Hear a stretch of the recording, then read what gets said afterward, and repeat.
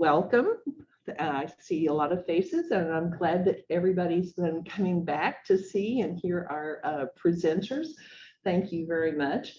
My name is Janet Henderson. I'm the chairman of the Book Sandwiched In program. I've had a lot of help from lots of members of the Friends, and we chose the book, The Personal Librarian, and then we were trying to think about who would be the best person to review it. Well, it didn't take much thinking. It was like Pat Woodrum. Pat, if you're not familiar, was the director for TCCL for over 20 years. She did a lot of things in the library before that time and actually served Tulsa very well for 32 years. She, during that time, she was also president of the Oklahoma Library Association for a term, and she was the president of the Public Library Association, the national organization for public libraries. After she retired in 2008, she went through OSU's Master Gardener program, and leave it to Pat to be a personality. She finished the program and then helped to create Tulsa's Centennial Botanical Gardens. So thank you. And she served as executive director there and is now on the board of directors. She was also, by the way, inducted into the Oklahoma Women's Hall of Fame in 1993. Today, she'll be reviewing the book, The Professional Librarian by Marie Benedict, and the second author escapes me, but I'm sure Pat will tell us. So welcome, Pat.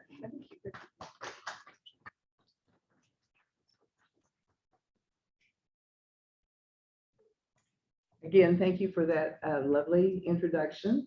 Thank you all for being here today, and I see many, many friends. Some of the things I'm going to talk about, you're going to remember, because Janet also asked me, in addition to reviewing the book, which incidentally I think is just great, to talk just a little bit about Ali Beth Martin, my predecessor, and to talk a little bit about the time that I was here, 32 years. And I do know there's a time limit. And so I will stick to that, and I will leave time for you to ask questions. I forget about Zoom. I'm sorry, anybody there, I will look at you from now on and not at the microphone. I had good instructions about this earlier. I did a little bit of research, and I found out that Book Sandwiched In started when I was here at the library. And actually, this is the 55th year for Book Sandwiched In. It has always been very, very popular. Now, in those days, many of you remember, you could bring your lunch. And you could sit here and eat your lunch. And after you were through eating your lunch, you could take out a cigarette and you could puff away. Well, I think you can probably still bring your lunch, but you can't smoke that cigarette anymore. So.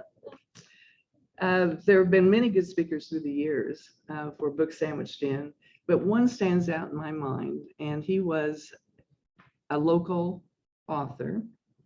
And I was at the podium, and I introduced him and gave him, I thought it was a good introduction, not as good as Janet's, but it was a good introduction.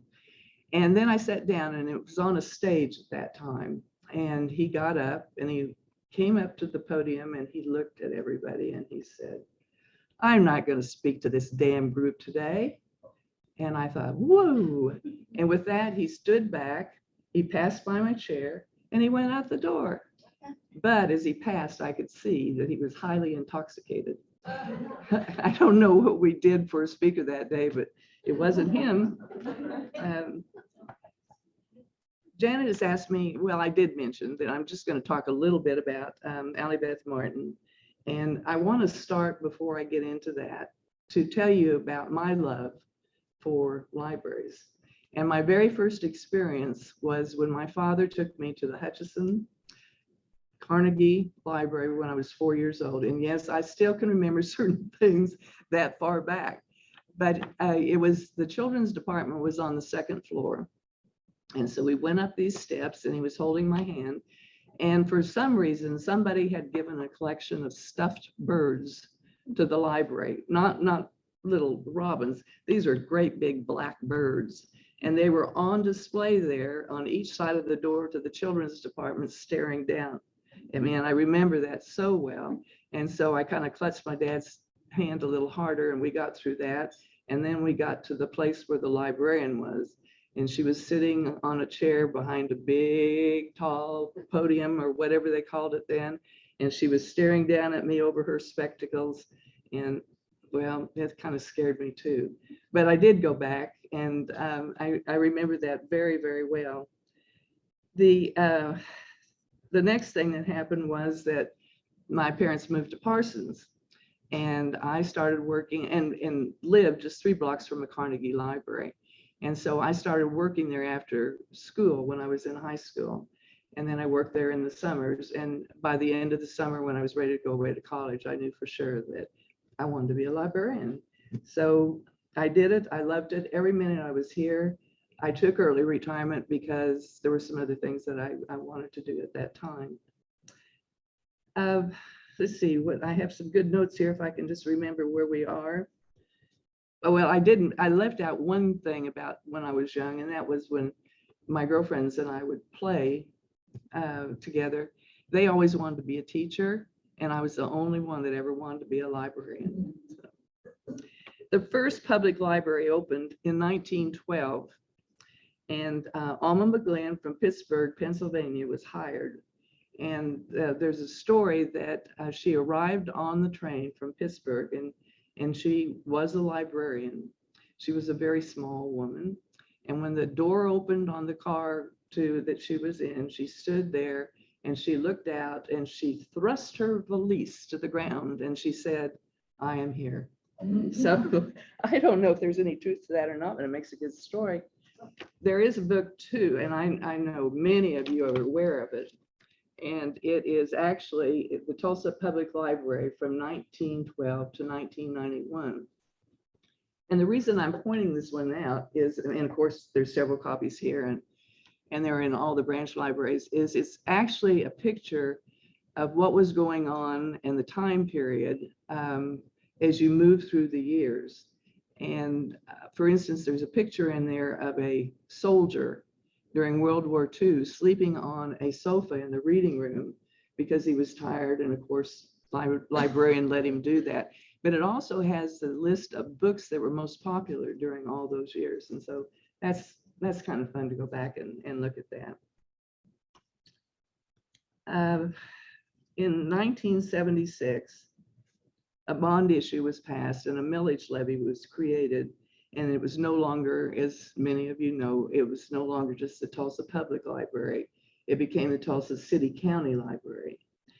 And I had just completed my master's degree at OU, and I sent in my application to Ali Beth, and I was hired at sight unseen because they needed anybody they could at that time to come to Tulsa and be part of the whole thing. And of course, that allowed for additional branches in every little town inside the county and so on and so forth. Well, when I arrived here and my husband Clayton, this building was not here. It was just a hole in the ground. And it was a big hole, but it was a hole in the ground. And so the Carnegie Library was at 3rd and Cheyenne, and it was still operating. And I went down there to sign my papers, and the business office was on the 1st floor. And so when you went in, there was no air conditioning. And when you went in, there was a screen door, and it was open so you could get some air through. Well, just about a few feet away was an old apartment building, and it was about 5 stories high. And of course, all their windows were open. And so you could smell bacon frying, you could tell other things they're fixing for meals. You could hear all these conversations, some of which you didn't really want to hear. And so that's where I had my first introduction to the Tulsa City County Library system. And then I had actually been hired to be the librarian at the Woodland View Branch Library, which was under construction at 68th and Sheridan, and it wasn't completed. So I went to different branches for a while until it was completed 3 or 4 months later. And at that time when I went out there, it was that little strip shopping center on the east side of 68th and Sheridan. And there was nothing else between that and St. Francis except open fields. And so it's certainly changed during that time. And it was wonderful to have the opportunity to see that. Pardon me. One of the things after my first year there was I was promoted to assistant director of the branches. And there was a head of branches, a head of bookmobiles, and each had their assistant director. Again, the building wasn't completed, so they rented a car repair shop at 13th in Detroit. And so when you went in there, there was one room on one side and 4 desks, and it was so small that only one person at a time could get up from their desk, and then they had to walk sideways down the way to get out into the main room. The main room was a book review center. And so the librarians would come in and they would review their books there. And then there was a little office for Ali Beth Martin. Now, many of you remember, some of you may not, and thank you so very much, Janet. I've got a frog in my throat. Thank you.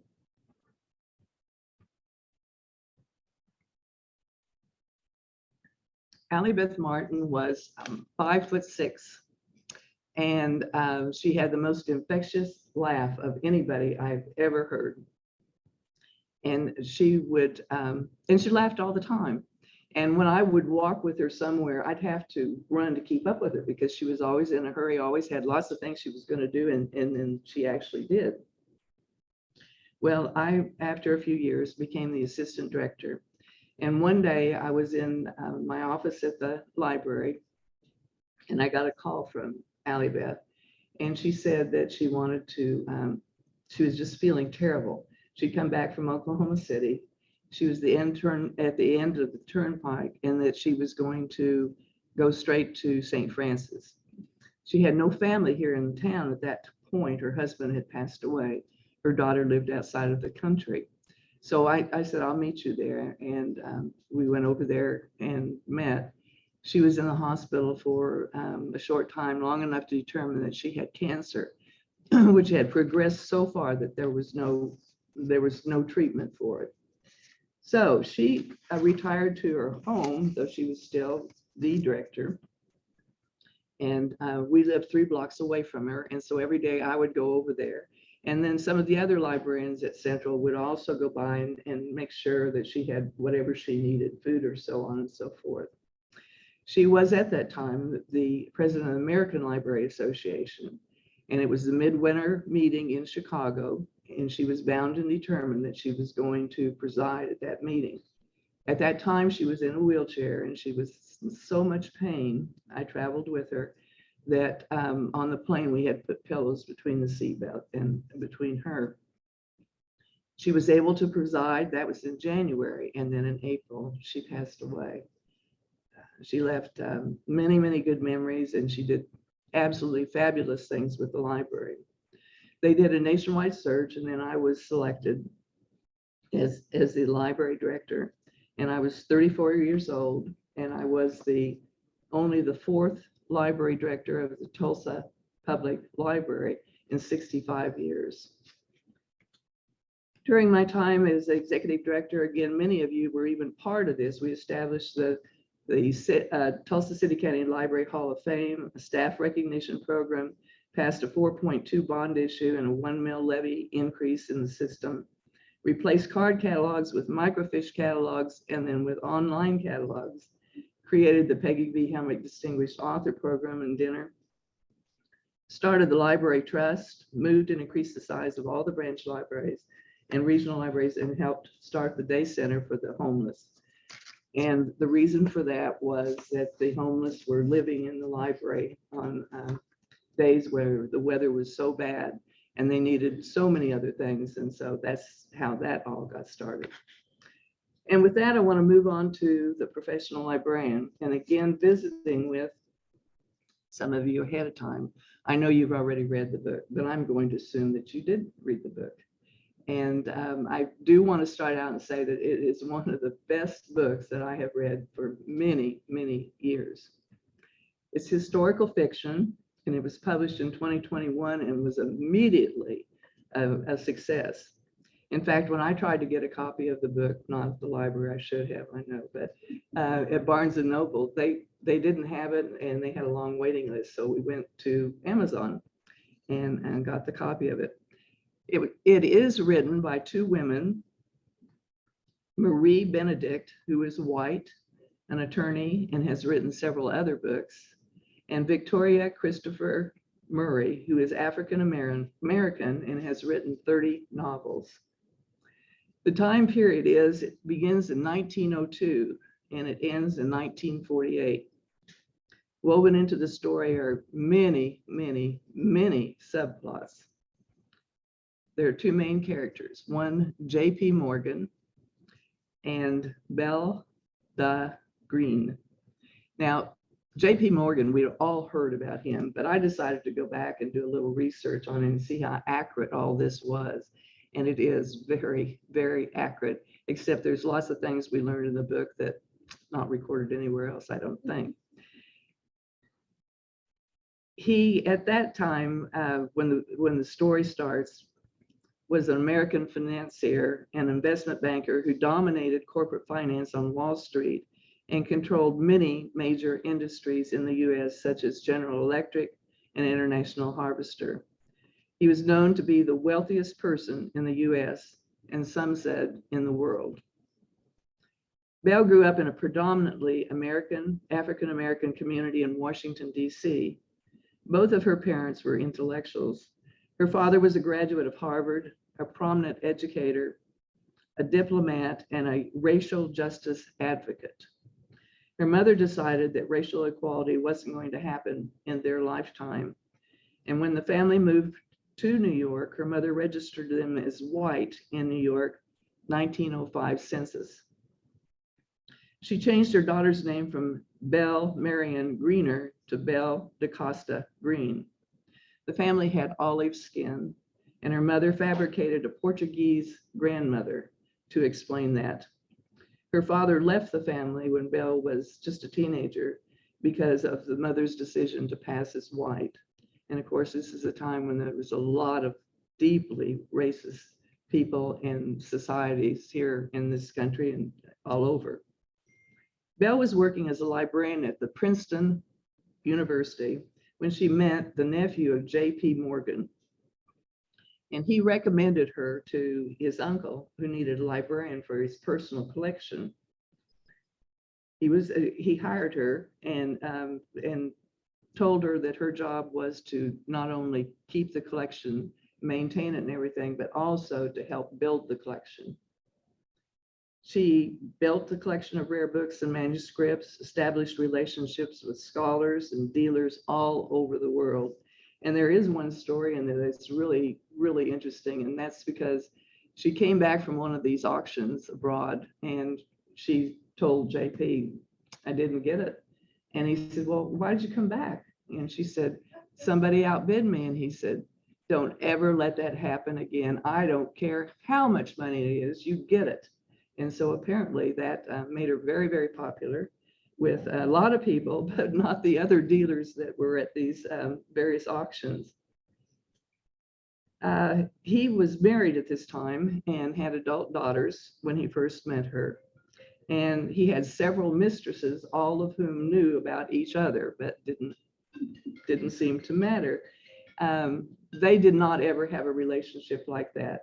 They had a true relationship where they loved each other, but they respected each other and what each was doing to build this collection. After his death, she continued to work for his son and convinced him to turn it into a public library in 1924.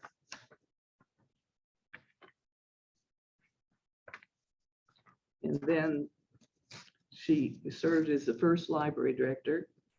She retired in 1948, 2 years before her death. She had many, many, many love affairs, and some of them with very well-known people around the world. But she never married because she knew that if she married, and they would probably have children and they would not be white. She promoted the work of distinguished women scholars and librarians. And again, this is one of the best books I have read for a long, long time. I'm going to close with a story back to here in Tulsa a little bit about when I was an assistant director with the assistant director, but I was still very, very young. And there was a book sandwiched in one day, and when it was over, a man by John Bennett Shaw, a distinguished businessman and who also was on the library commission, called me out the side and he said, Pat, I want you to come with me here. And I said, okay. And he said, we're going to go to the ladies' restroom. And I said, all right. And I thought, oh, great, a plumbing problem. And so we got to the one just down the hall, and he said, go in and see if there's anybody in there. And I said, okay. And I said, no, there's nobody in there. And he said, okay, I'm coming in. And I said, okay. And so he came in and he said, now open the door to the second cubicle. And I said, well, remember, he's my boss, you know. All right. And so I did. And he said, that's where my bed was. And I said, what? He said, this is where my family home was, and they tore it down. And I figured out that this is exactly where my bedroom was, and my bed was in that second cubicle. And with that said, that's the end of my presentation, and I would be glad to answer any questions or any other remarks that you may have about this particular book. Any questions? Did somebody read? Did you read them?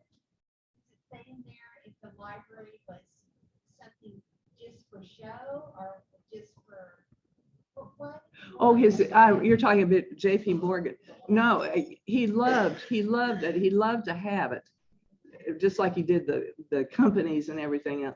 But he was a real connoisseur, as was Bell, and understanding. And some of them, I think there were, I don't know how many copies of the Gutenberg Bible that had been published and done over the years, and of course, very valuable. There were tapestries, illustrated books, all kinds of things. So it was more than just books, but it was all things type of that type. And it was amazing when you read the book, because it goes into the great details of what's going to happen at this auction and that auction and everything. And so maybe that part sounds a little boring, but let me assure you, it is not. And like I started out saying, it's one of the best books I've read in a long time. Any other questions? Yes.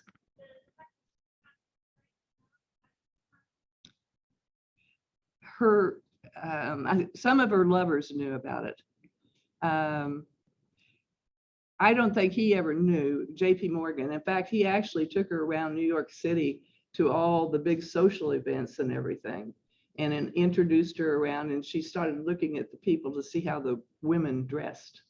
And then she began to see how they touched somebody on the shoulder, some guy, and, you know, kind of flirt with him. So she mimicked these things, and she was very, very popular.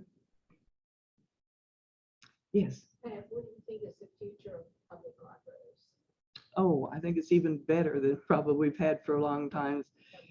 Without a doubt, there's so much more of a need, and particularly COVID was a bad time, but it was still possible to get copies of books and everything. And I think libraries are here to stay. Yeah, Caragay, I think they are. Sure. Tell me the difference between when you had to start the homeless shelter, what it was like then, and what are the consequences of what's happening now with homeless? Because I think there's still some of that problem with the library. Her question was that describe more about the homeless situation, why we got involved in it, and what the situation is now and what's being done about it. And there's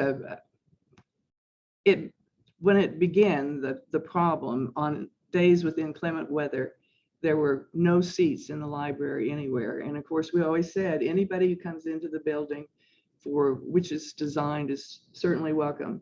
And so they all had books, and they did bring their things in, and along with the things they brought in bed bugs and things like that where we had to spray. And so Judy Kishner was on the board, the library commissioner at that time, and her father, Henry Zarrow, we went to him and talked to him about the problem. I guess before that, let me back up a little bit and say that I went down to the head of the Tulsa Community Council and asked if we could put together a little group of people to see if we could come up with some idea as to how to help the homeless. And a group was formed. And then Sister Sylvia was the first person who volunteered to be head of this little place. And it was in just north of the downtown area. And it had a parking lot and a storage area. But people could get clean clothes there then. They could get a hot meal, and they could get guidance as to where they could go. So that started. Then back to Judy Kishner. She went with me to talk to her father, Henry Zarrow, and we talked about the great need that we had. We did a study, incidentally, to see what was being done in other communities because public libraries were having the same problem. I was getting a lot of grief from mothers, letters to the editor and everything saying, I'm not going to let my children come down there with all those people. And but we did some studies and found out that there really wasn't a whole lot that was being done. Denver had a program. Florida had a mayor where he put rat poisoning in the dumpsters every night to keep the homeless away from the city part of the area.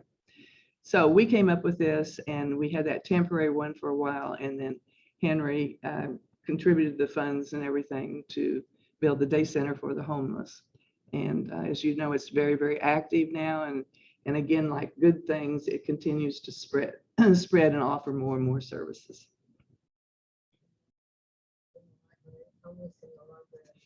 I don't know. It's not a problem. I don't hear that there's a problem here. And again, of course, it's welcomed. They're all welcome. But I do remember hearing that there's more right now homeless on the streets than's been there for a long time. So I don't know about that here. But again, you can bring your children and grandchildren down here safely. Anything else? Well, again, thank you so very, very much. You were a great audience, and it was a pleasure to be here with you this afternoon.